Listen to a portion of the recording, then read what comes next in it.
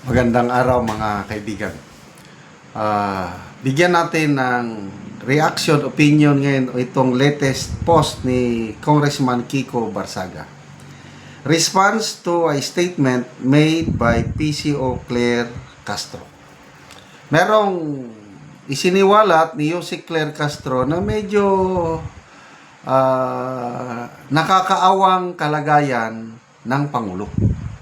At sinagot ito ni Congressman Barsaga ng talagang malala. Sabi ni Yusek Claire Castro, halos hindi na natutulog ang ating Pangulo sa kausap sa kanyang yumaong ama.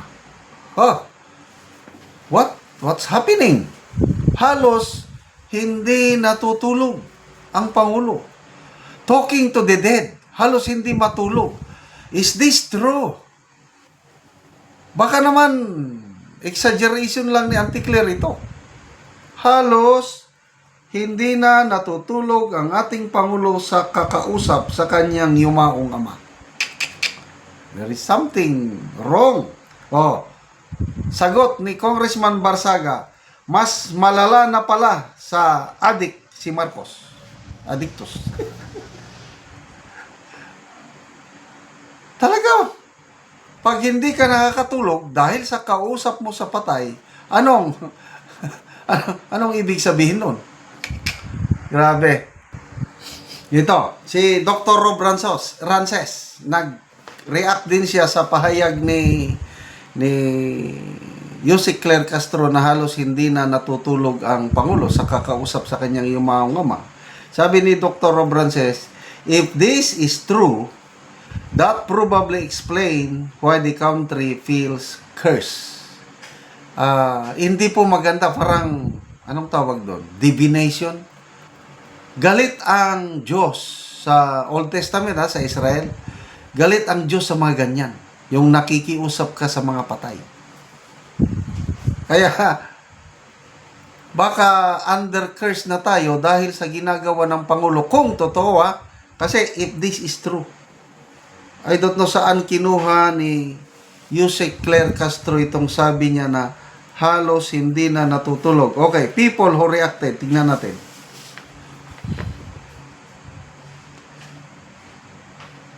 Daming nag-react. Okay. 60,000 people who reacted. 58,000 ang tumatawa. Tinatawanan si Claire Castro at ang Pangulo. 1,300 lang ang nag-like. 288 ang nasyak. Yan po, Comments. Read, Don Cano, giatay. Bisaya yan, parang patay. Karma Israel, mauna. Nay, resulta. Kabisay, itong si Claire, parang parehas lang sila ni BBM, may tama talaga. Fernandez Joseph, when you thought knowing PlayStation was the worst, mas grabe.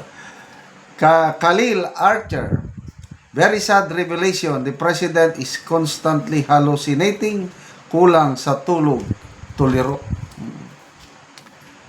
Romel Coral, in medicine, that's psychosis. Psychosis.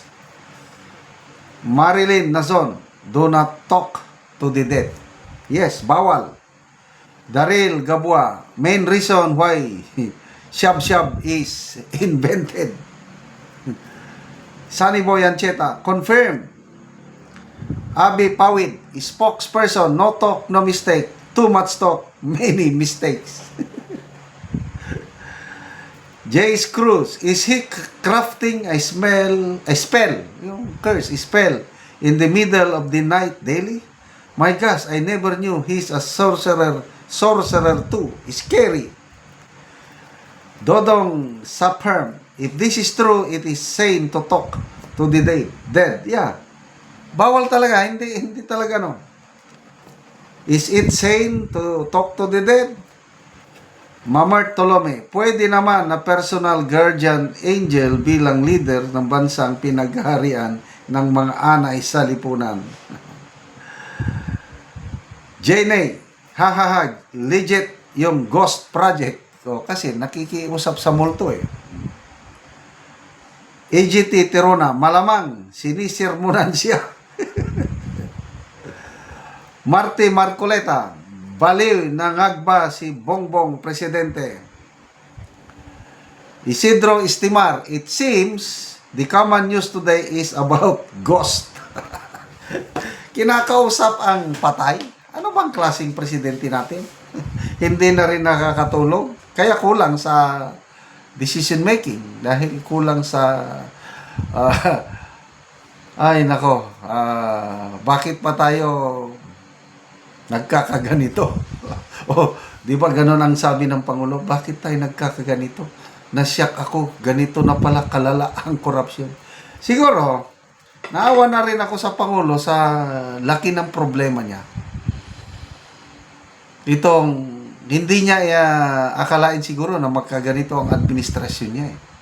After 3 years, tapos lumantad ang talamak na korupsyon. Tapos, mga aliado pa niya ang gumawa.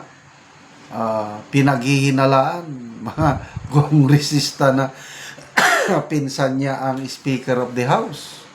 So, nang dahil yan, bumabagsak na ang ekonomiya, bagsak na ang ating stock market dahil sa palitan ng korupsyon sa bansa. Mismo ang Philippine Chamber of Commerce and Industry nababahala na sa lumalagapak na stock market at nagsuggest na lang itong PCCI na kung pwede ang gobyerno gagawa ng paraan para i-revive, magbuhos ng puhunan sa stock market kasi talagang pabulusok na ang ating stock market. So what happens kung bulusok ang stock market? Bagsak ang ekonomiya. So ano ang solusyon? I don't know. Kaya siguro nakikipag-usap sa tatay. Daddy, help me. What shall I do? Hindi na nakakatulog. Ang laki ng problema. Tinananawagan ng taong bayan na mag-resign ako. Kanina, grabing mga rally ng mga estudyante. Mga estudyante no, Gen Z power nito. Talagang galit na galit ng mga estudyante sa korupsyon na nangyayari sa ating bansa ngayon. Salamat mga kaibigan sa inyong pagsubaybay sa ating channel. Nakakatulong kayo ng malaki sa tribong Talandig ng Bukidnon dahil ang income natin sa channel na ito is pantulong po sa tribo. Namimigay tayo ngayon ng mga libreng yero at pako para makapagpatay naman ang tribo ng mas maayos na tirahan. Panoorin nyo ang video na ito. Ang yero nga ipanghatag sa mga tao. So 20 ka pamilya ang nagkuha karon og yero. Ug karon mao na ni sila ang nagkuha sa yero, 20 ka pamilya.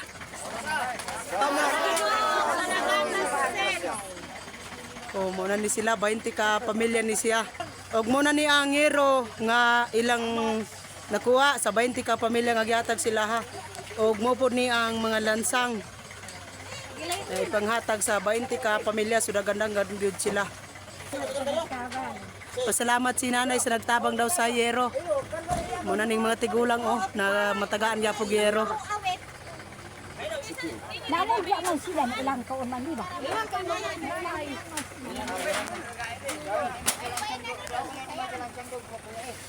So muna ni ang bunggong kargahan. So tabangan sila sa kagawad sa bunggong ilang gikargahan. Inis ki manay ko koy. Diyan lang kay panay kutoy. So duha ka bunggo.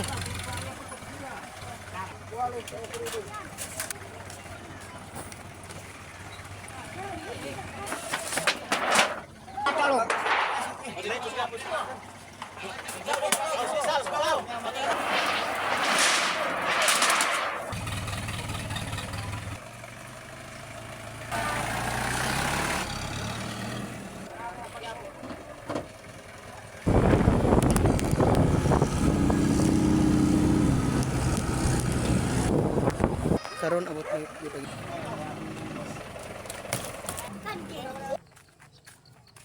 karon abot na gyud ang gitagaan. Karon mo na ni ang balay sa tagaan na Mogyero. So duha pa daw ni kabulan ang iyang balay. Apan buslot naman kay mga trapal gi pang sumpay-sumpal lang nga trapal. Sa Ginoo ug sa nagtabag sa sin nga makatuplag gyud ko di kami ulan na. O salamat kaayo.